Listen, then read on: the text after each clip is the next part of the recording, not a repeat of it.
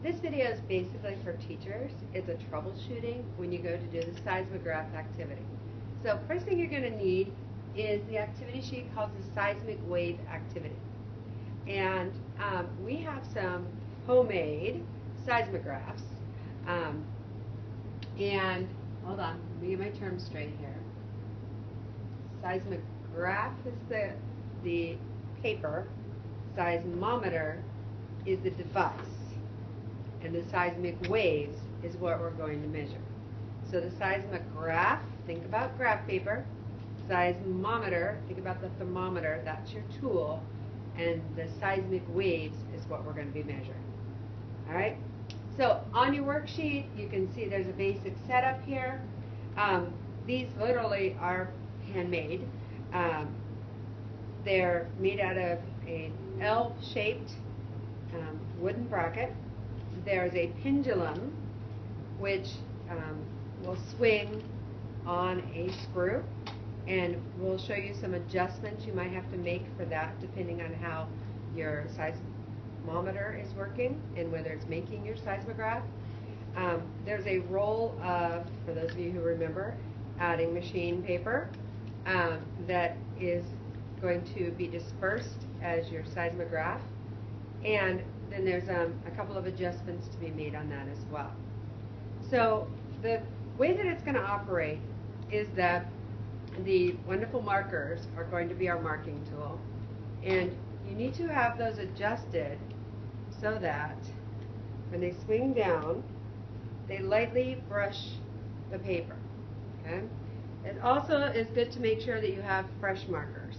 And as you do this in groups, hopefully the first person who sets them up is going to be sure that they have fresh markers. But if you're the third or the fourth person, if the markers have been uncapped, you may want to double check that.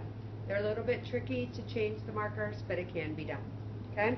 So if you just wiggle it back and forth a little bit, and you can see that green line shows me that I have enough marker in my marker to do what I need to do.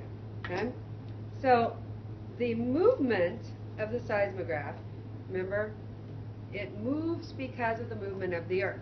You don't want to shake the whole table, but if you grab the bottom of your machine here, your tool, at the L, then you can shake it back and forth in a smooth movement. You want it to be smooth. Now, for some reason, my pendulum is not working right. The adjustments for that are up here. You can loosen it a little bit. You need to adjust where it goes outwards, and then you need to just secure it so it doesn't get too sloppy. If it's too sloppy, it begins to bounce, then you get dots instead of lines.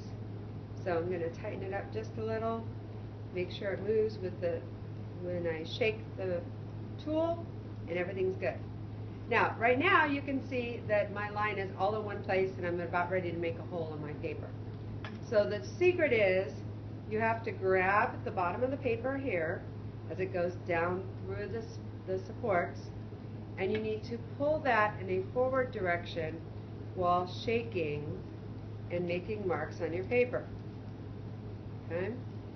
So it's a tricky process. The kids are going to have to practice this.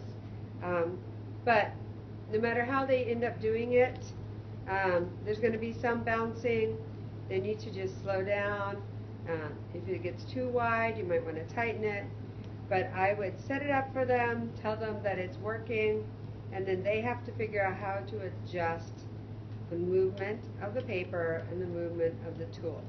I think the way we have the lab set up is that one person pulls the paper and one person wiggles the tool.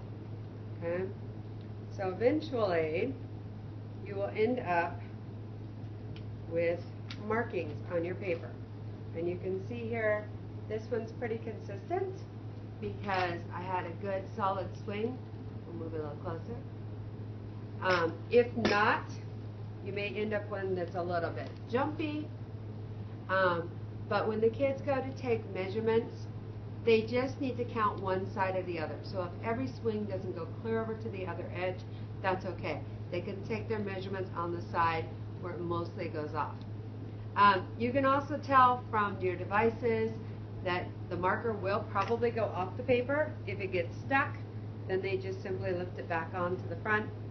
Key is to make sure they're capping the highlighter or the marker in between times, holding it up here to release it and to put it back.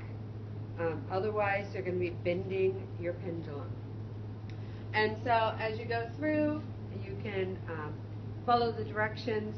Eventually, they'll be taking measurements as to how many times the pen went to the edge of the paper in a certain distance, and then they'll be making comparison calculations there.